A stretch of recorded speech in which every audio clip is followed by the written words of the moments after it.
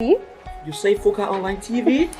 Focal Online TV is located within a Tobo village community along the Japanese highway. Tell me more about the platform. This platform, called Focal Online TV Daily Edition of Inside the Print Media, does not encourage any form of dialogue between the viewers and the presenters. Oh, you mean nobody calling there? No, you can't call on a show. Let me talking out like when we're no calling there.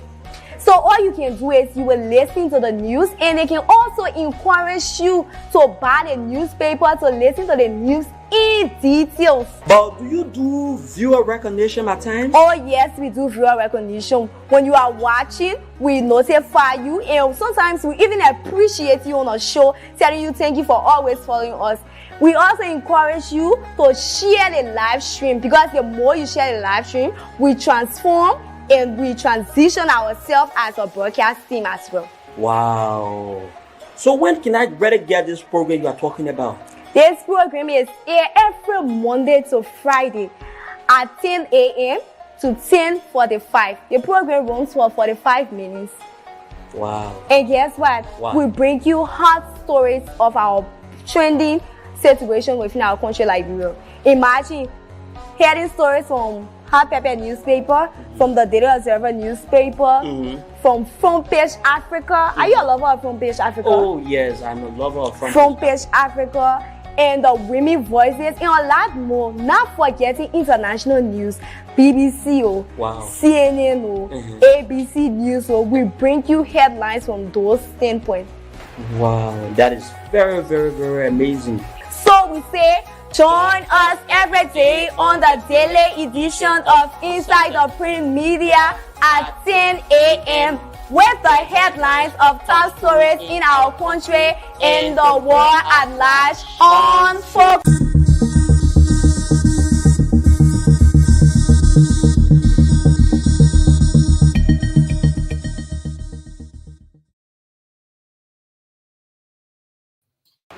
Hello dear, my name is K. Lyndon Toba. I'm in search of a platform where I can get credible information of our daily happenings in Liberia and the world at large. Hello, K. Lyndon Toba. My name is Greg Courage. Haven't you heard about Focal Online TV? You say Focal Online TV? Focal Online TV is located within a Tobo village community along the Japanese highway. Tell me more about the platform. This platform, called Focal Online TV Daily Edition of Inside the Print Media, does not encourage any form of dialogue between the viewers and the presenters. Oh, you mean nobody calling there? No, you can't call on a show. Let me talking out like when we're no calling there. So all you can do is you will listen to the news, and they can also encourage you to buy the newspaper to listen to the news in details. But do you do viewer recognition at times? Oh yes, we do viewer recognition. When you are watching, we notify you, and sometimes we even appreciate you on a show, telling you thank you for always following us. We also encourage you to share the live stream, because the more you share the live stream, we transform and we transition ourselves as a broadcast team as well. Wow. So when can I better get this program you are talking about? This program is aired every Monday to Friday at 10 a.m. to 10:45. The program runs for 45 minutes. Wow. And guess what? Wow. We bring you hot stories of our trending situation within our country, Liberia. Imagine hearing stories from Hot Pepper newspaper, from the Daily Observer newspaper, from Front Page Africa. Are you a lover of Front Page Africa? Oh yes, I'm a lover of Front Page Africa, and the Women Voices, and a lot more. Not forgetting international news, BBC, wow. CNN, ABC News. We bring you headlines from those standpoints. Wow, that is very, very, very amazing. So we say, join us every day on the daily edition of Inside the Print Media at 10 a.m. with the headlines of top stories in our country and the world at large on Focal Online TV.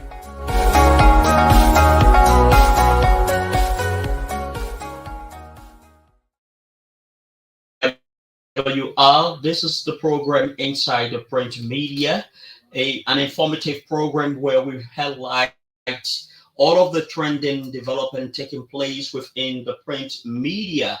My name is K. Lyndon Topa, and this program intends to inform you about what is taking place in our country, Liberia. So today we have with us four different newspaper, and Daily Observer is reporting budget temporary anchors lawmakers. Daily Observer newspaper is reporting budget tempering angles lawmaker. Over the last few days, there has been a lot of developments in a lot of controversies surrounding the budget, the 2024 budget, and it has been alleged that there were a lot of temperings made in the budget. So let's give you the content of this paper.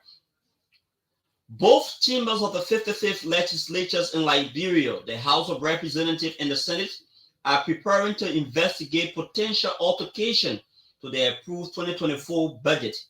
The final budget was in the tune of $738,859,827 approved by the House of Representatives in April, represented a 6.7% increase from the executive proposed $692 million. However, concerns have been raised about discrepancy amounting to at least $20 million since the passage of the budget.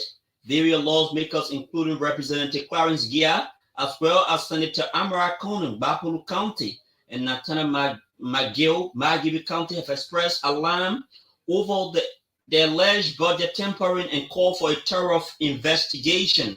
The discrepancies in the final budget, such as mention of the Legislative Budget Office instead of the Public Account Committee, has sparked further scrutiny. Speaker Jay Fonatikofa has announced plans to appoint a joint committee with the Senate to look into these claims. The Speaker of the House of Representatives, Jay Fonatikofa, in a Facebook post said he is seeking approval from the House to launch a thorough investigation into the reported tampering. Following numerous allegations on budget altercation, I will be asking the leadership of the House of Representatives for the authority to appoint a joint committee with the Senate for a thorough investigation, Kofa said. We must not only be transparent, but we must also be perceived to be transparent. Though the legislature is on recess, reliable sources on Capitol Hill have informed the Daily Observer that the leadership of the House of Representatives is expected to meet in the House First Floor Conference Room on August 12th at noon to discuss and vote on the Speaker's request to appoint a joint committee with the Senate to investigate numerous allegations of budget altercation thoroughly. If the House leadership votes in agreement, a specialized committee comprising at least 15 members will be appointed. The Senate will also be notified to appoint theirs to constitute a specialized joint committee with a task and timeline to investigate and submit to their respective leaderships.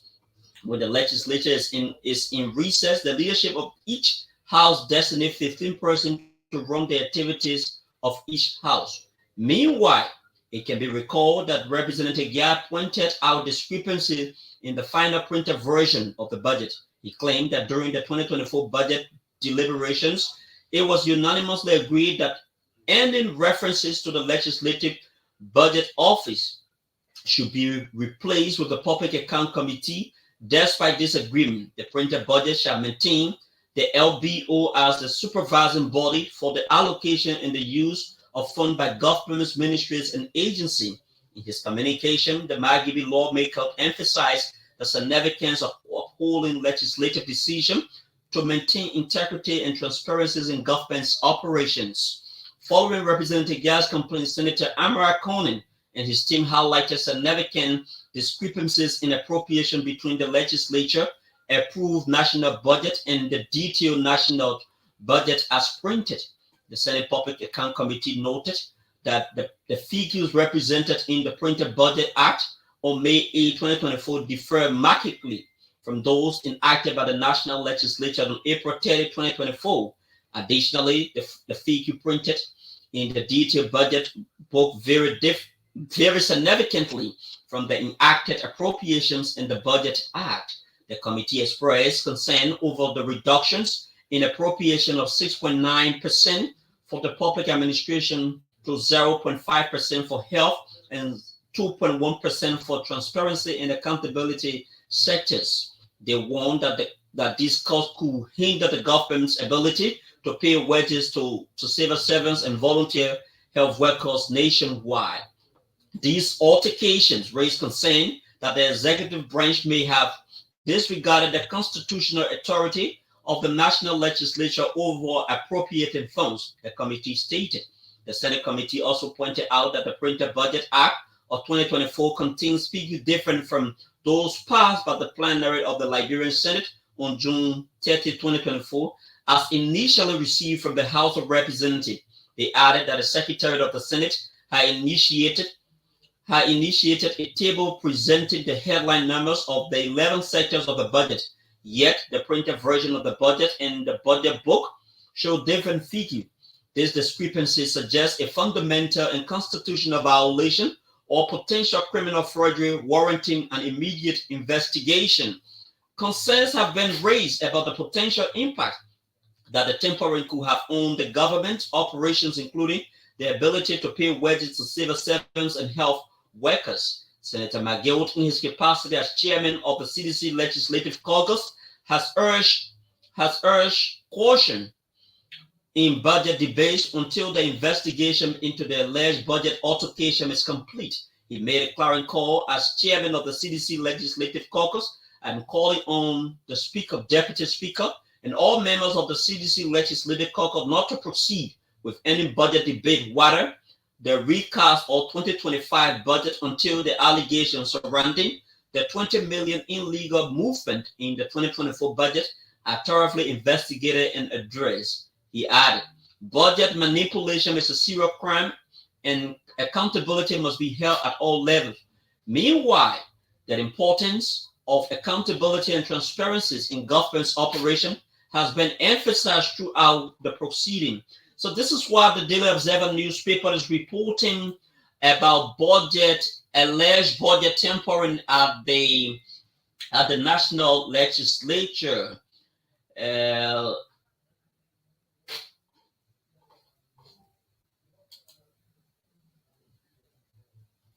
So let's go over to another headlines. Yombly Cares Foundation launches scholarship drive for 500 students. Yombly Cares Foundation launches scholarship drive for 500 students. The Yombly Care Foundation will assume the responsibility of covering tuition fees for 500 parents, children in various levels of education, including high school, junior high school, technical vocational schools, universities in Grand Bassa County. The students' sole responsibility in this scholarship arrangement is to maintain required grade points to remain eligible for the program sponsored by the TNCF in conjunction with the Office of Senator Yombly Kanga Lawrence Pro Tempore of the Liberian Senate. On Friday, August 9, 2024, several prospective beneficiaries and parents representing their absent children gathered in Buchanan City, Grand Bassa County, and patiently waited in the long queues at the fairgrounds for hours to collect scholarship funds. Funds collected were taken home to be filled in by parents and submitted to the scholarship committee chaired by Mr. Robert Stewart, head of the Yombly Care Foundation, for vetting. Students who meet the requirement will be selected and sponsored at the various institutions of learning. The scholarship program on the Yombly Care Foundations, in collaboration with Kanga Lawrence, is providing scholarship opportunities to over 100 deserving students from Grand Bassa County. This program is expected to be replicated in other counties, including Magibi, Lofa, Bong, Nimba, Grand Cape Mount, among others. Students in categories of high school, grade 10 to 12, university students interested in technical and vocational education, and exclusive girl education for girls in junior high school, 7th to 10th grade are the targeted group. Additionally, full scholarship will be awarded to education opportunities in China. The extensive scholarship program is part of Senator Yombly Kanga's commitment to the development of the minds of young people in becoming future leaders and productive citizens. This is in addition to the existing 11 scholarships for Rwanda to replace 8 students who are graduating, 2 of which have returned to Liberia on Friday after completing their studies. About the Young Blood Care Foundation, the Young Blood Care Foundation is a registered non-governmental and non-profit charitable organization established to improve the socio-economic welfare of marginalized, disadvantaged, and vulnerable citizens of Liberia. The Young Blood Care Foundation is organized exclusively for charitable health, educational, and economic empowerment purposes of marginalized and vulnerable women, youth, children, the elderly, and the people with disabilities, including the provisions of assistance to organizations, institutions, and individuals. It will seek funding, grants, donations from other institutional organizations and individuals to finance and support its activity. The organization's objectives are to improve the health condition of people suffering from diseases in rural communities by providing the preventive health care and health education, and by constructing and equipping midwife centers through the Young Blood Care Foundation mobile clinic program to promote qualities and sustainable education in Liberia by providing resources through established resources centers, including library, internet services centers, in addition to create and implement a standardized elementary program for elementary schools to provide educational scholarship and financial help to poor and disadvantaged people for their overall development through Reverend Dr. Abaji Kanga Education Scholarship Program, to work for the upliftment of women's status in society by providing opportunities for women and girls empowerment through the provisions of employable skills training, microfinance loans, and the construction of market buildings and meeting halls, especially in rural communities, to generate citizens' interest in the provisions of community services, increase community access to safe drinking water and sanitation, and improve hygiene practices, to assist the elderly, disabled, vulnerable, and abandoned children by providing shelter facilities and subsidy for their welfare, to organize forum seminar camps for the spreading of good living habits, moral values, methods of developing self-confidence, to create awareness of sexually transmitted diseases such as HIV and AIDS, and to educate young people against teenage pregnancies, drug and alcohol abuse. So with this being said, this is how we would love to take a short break. When we come back, we'll fill you in with other development regarding the Front Page Africa, the New Dawn newspaper, and the Hot Pepper newspaper. Hello dear, my name is K. Lyndon Toba. I'm in search of a platform where I can get credible information of our daily happenings in Liberia and the world at large. Hello, K. Lyndon Toba. My name is Greg Courage Pa. Haven't you heard about Focal Online TV? You say Focal Online TV? Focal Online TV is located within a Tobo village community along the Japanese highway. Tell me more about the platform. This platform, called Focal Online TV Daily Edition of Inside the Print Media, does not encourage any form of dialogue between the viewers and the presenters. Oh, you mean nobody calling there? No, you can't call on a show. Let me talking out like when we're no calling there. So all you can do is you will listen to the news, and they can also encourage you to buy the newspaper to listen to the news in details. But do you do viewer recognition at times? Oh yes, we do viewer recognition. When you are watching, we notify you, and sometimes we even appreciate you on a show, telling you thank you for always following us. We also encourage you to share the live stream, because the more you share the live stream, we transform and we transition ourselves as a broadcast team as well. Wow. So when can I better get this program you are talking about? This program is aired every Monday to Friday at 10 a.m. to 10:45. The program runs for 45 minutes. Wow. And guess what? Wow. We bring you hot stories of our trending situation within our country, Liberia. Imagine hearing stories from Hot Pepper newspaper, from the Daily Observer newspaper, from Front Page Africa. Are you a lover of Front Page Africa? Oh yes, I'm a lover of Front Page Africa, and the Women Voices, and a lot more. Not forgetting international news, BBC, wow. CNN, ABC News. We bring you headlines from those standpoints. Wow, that is very, very, very amazing. So we say, join us every day on the daily edition of Inside the Print Media at 10 a.m. with the headlines of top stories in our country and the world at large on Focus Online TV.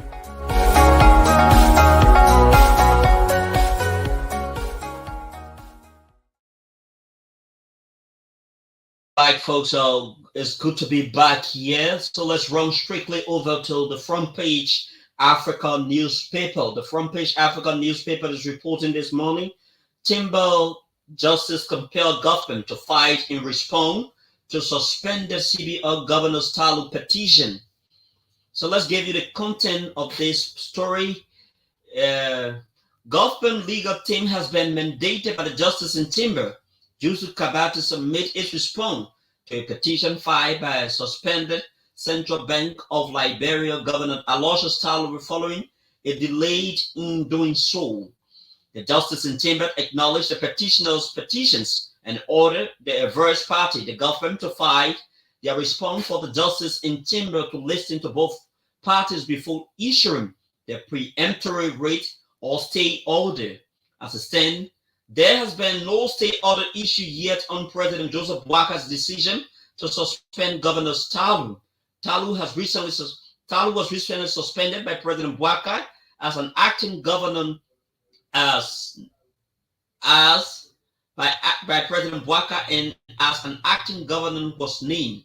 In response to his suspension, Talu, through his legal counsel, from Gonglos and Gonglo Associates, filed a petition of writ of prohibition. The petitioner argued that the president's action was illegal and unconstitutional, asserting that the removal of the executive governor of the Central Bank of Liberia could only occur through impeachment by the national legislature. The petitioner cited Section 13.1 of the amended and restated Act establishing the Central Bank of Liberia 1999, which states that the appointment of the non-executive governors, executive governors, and deputy governor shall be from among persons in good standing and of impeccable character from the business and academic community with experience and expertise in banking, finance, economic, law, or management by the President of the Republic of Liberia, subject to the confirmation by the Liberian Senate for a term of 5 years. Before his suspension, Front Page Africa has reliably informed that the Talus demanded 1.2 million to resign, but his request did not go through. This breakdown in the negotiation reportedly led President Boakar to suspend him, according to executive mansion sources, forcing Talu to challenge his suspension, arguing that president's action was illegal and unconstitutional. Meanwhile, in a letter addressed to President Boakar, Yemade Pearson on January 31 resigned as deputy governor of operation of the Central Bank of Liberia, citing decision that she had with the president's advisor and mutual agreement regarding the payment of their benefits, which include pension, severance, and compensation for an unexpired tenure. She said her time at the CBL led to significant reform in the country's banking operation guided by International Monetary Fund, safeguard assessments, and drawing from prior orders and recommendations outlined in the Crow report of 2018. These reforms, she added, greatly improved internal controls, vault management procedures, and overall financial discipline, resulting in visible positive changes within the bank. Moreover, in 2020, we successfully executed the national legislature mandate to print new family banknotes in the mountain of coins during the fiscal year 2021, 2022, and 2024. The successful implementation of this currency change over exercise stands as a testament to our collective effort, she said. While serving my country, my patriotism has never wavered. This experience has been immensely rewarding, affording me the opportunity to learn and grow. I'm grateful to have been a part of the CBL, and I am confident that the skills I have acquired will serve me and my country well in my future endeavor. I'm profoundly grateful to the privilege for the privilege of serving in your government over the past 7 months. Your Excellency, I am willing to stand up to 30 days after my effective date of resignation to assist with the transition if it meets your overall objective. So this is from so Front Page Africa is reporting again. Let's see this developing.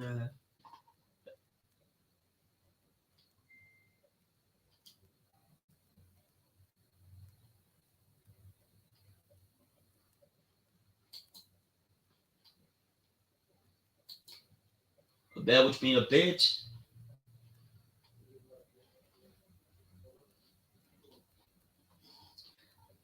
So another story that is seen within the Front Page Africa newspaper. GAC audit reveals alleged collaboration between lawmakers and executive branch in misappropriating 200 million of public funds. That is what Front Page Africa newspaper is reporting this morning. I will read that headline again. GAC audit reveals alleged collaboration between lawmakers and executive branch in misappropriating 200 million of public funds.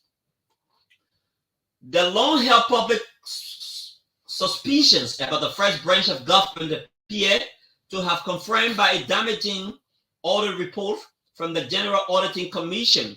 The audit conducted at the request of the Senate President Pro Tempore Yombi Kanga Lawrence has revealed significant issues within the Liberian Senate, financial management, and the governance system. Following her unanimous elections as President Pro Tempore, Senator Kanga Lawrence, like House Speaker Fanati Kofa, committed to subjecting the Senate to an audit, something that has never happened in decades. True to her word, she mandated the GSE to conduct a system review of the Senate financial management and the accounting processes from 2018 to March 31, 2024. The GSE report identified numerous issues, including shortcomings in governance, budget management, financial reporting, cash handling, and procurement. The audit revealed that the Senate failed to provide approved strategic and operational plans, senior management meeting minutes, and monitoring evaluations report necessary for effective oversight of senatorial activities. The absence of an operational plan means the short, medium, and the long-term goal may not be clearly identified or pursued, potentially jeopardizing the Senate objectives.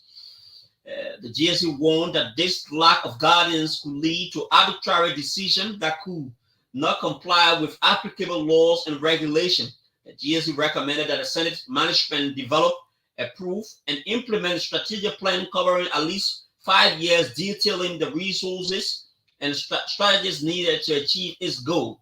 Annual operational plans could also be developed to expedite the implementation of these strategies goals with periodic monitoring and assessment to ensure compliance. The audit report further noted that the absence of a functional monitoring and evaluation committee to oversee the implementation of planned activities within approved timeline. The lack of oversight, the GSE said, violates the public financial management as amended in 2019 without effective monitoring and evaluation. The Senate deliverable may not meet approved specification, raising misapplications and misappropriations of resources. The GSE found that the Senate lacked evidence of a functional budget committee or unit to prepare comprehensive annual budgets, including projections of revenue and expenditure. The audit recommended that the Senate establish an internal budget committee with documentation of attendees' records, meeting minutes, and periodic report to ensure transparency and accountability. The Senate will work with the GSE and other relevant financial institutions to develop a financial management system and procedure that can easily be audited congruent to the PFM law of Liberia. As it stands, this report is based on a non-systematic financial regime spelled out in the report, and as such, its findings do not conform to a breach of any system and was not followed at the legislature. In addition, the GSE observed that the Senate exceeded its approved budget for the fiscal year 2022 without securing a supplementary budget. The audit also uncovered irregularities related to the budget and payment processes concerning grants. The audit revealed that the Senate 2023 budget included a line item labeled grants totaling $2,588,601. However, there was no evidence or policy procedure governing the management of these grant payments were made from the grants budget and for budget line for expenses such as salary, operational costs, and printing, which had already been budgeted on other categories. The GSE warned that this lack of oversight could lead to arbitrary decisions and non-compliance with laws and regulation, potentially hindering the Senate objective. The audit also uncovered discrepancies in the Senate operational expenses. The budget for 2023 included a line item of operational expenses totaling $4,865,000. However, payments from the budget line were made for activities that have already been budgeted on the line items such as committee hearing and report distribution. Additionally, the GSE found a significant discrepancy between the amount reported in the Ministry of Finance and Development Planning Fiscal Outturn Report in the Senate Integrated Financial Management Information System, LEGED. The report noted an unexplained variance of $7,511,193 between the two records. The audit also highlighted the Senate exceeded its approved budget for the fiscal period of 2018 to 2023 without evidence of a supplementary budget potentially violating the PFM Act. The GSE warned that such unauthorized and excess expenditure could lead to the misappropriation of funds and impair the Senate's ability to achieve its objective. In response to the audit, Senate Pro Tempore Kanga Lawrence acknowledged that the findings and recommendation. She pledged that the Liberian Senate will adopt a series of financial policy procedures and internal controls to enhance transparency, accountability, and overall effectiveness in its financial governance operation. She also stated that the Senate could collaborate with the GSE and other financial institutions to develop a financial management system in line with the Liberia PFM laws. During our review, we observed that the actual expenditure per the entity financial record did not reconcile with the fiscal outturn report generated by the Ministry of Finance Development Planning. Additionally, we observed that the variance of $26,944,040 between the ledger and the fiscal outturn report for the below fiscal year. As it stands, this report is based on its non-systematic financial regime, and its findings do not conform to a breach of any system that was not followed at the legislature, she said. Debbie Sander, Assistant Minister for Fiscal Affairs, pointed out that Senator Pro Tempore justification stating there is no wrong because it is lawful. What makes it wrong is when she laid down procedure and I ignore. No physical cash was removed to any accounts. Some reallocations were due to off-budget spending, such as the recent repatriations and resettlement of Liberians from Ghana. She awaits their investigation. Financial analysts have noted that the Budget Transfer Act of 2009 was originally designed to govern national budget execution when the Budget Bureau was in operation. However, after the Budget Bureau was integrated into the Ministry of Finance and PFM Act of 2009 was amended, the relevance of this law was diminished. Analysts argue that in this case, adherence to the original intent of the Budget Transfer Act is not evident.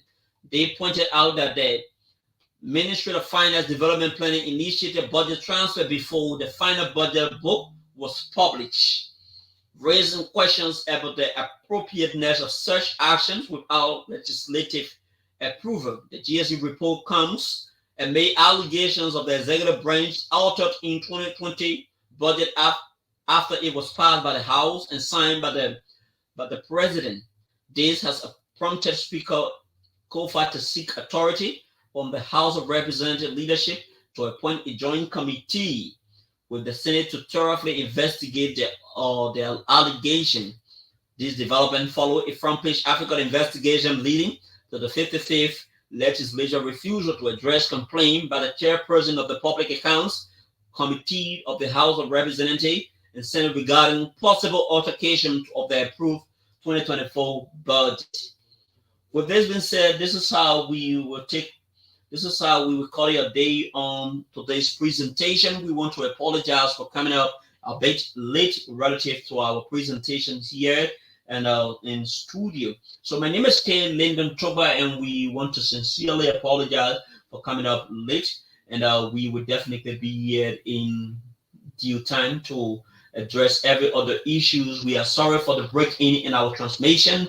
But generally, we want to say thank you for always following. Like Emmanuel B. Zor is following from Baptist Family Community, and tons of other people who have followed this broadcast. My name is Ken Lyndon Toba, and I presented the program inside the print media this morning.